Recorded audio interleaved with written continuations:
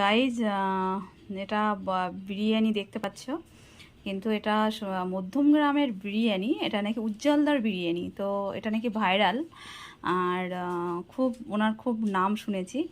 তো দেখি, ওখান থেকে আজকে আনা হয়েছে, অবশ্যই এটা বাড়িতে এনেছি আর খেয়ে দেখবো। কিন্তু এটা শুনেছি যে ওখানে বসে খেলে নাকি আলু আর রাইস যত খুশি নাও পেট ভরে। আমরা অবশ্য বসে খাইনি, আমরা নিয়ে এসেছি, তো দেখা যাক কেমন খেতে। তো এই যে বাটিটা দেখতে পাচ্ছ, কৌটোটা, দেখে তো মনে হচ্ছে না খারাপ, ভালোই তো জিনিস, নিশ্চয়ই ভাইরাল হয়েছে। কিছু তো ওটা ভালো না হলে তো ভাইরাল হবে না। এই যে পরিমাণটা তো দেখে মনে হচ্ছে খারাপ হবে না। দেখতে পাচ্ছ, এই যে এখানে লেখা আছে উজ্জ্বলদার বিরিয়ানি।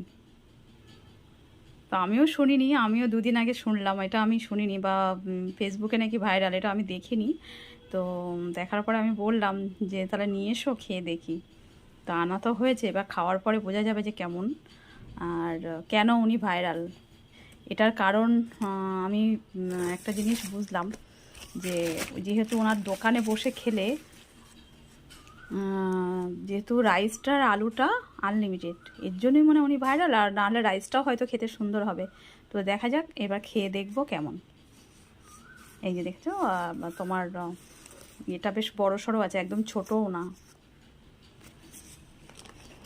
আর সাথে দিয়েছে স্যালাড।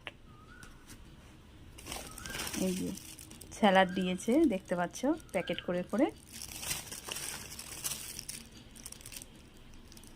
তো আমি 3টে রাইস আনিয়েছি, তো 3টের সাথে 3টে স্যালাড দিয়েছে। আবার দেখছি ডিম, একটা ডিম দিয়েছে।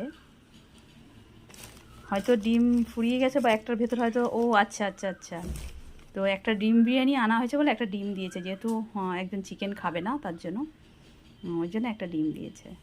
তো ঠিক আছে, এবার খেয়ে দেখবো কেমন।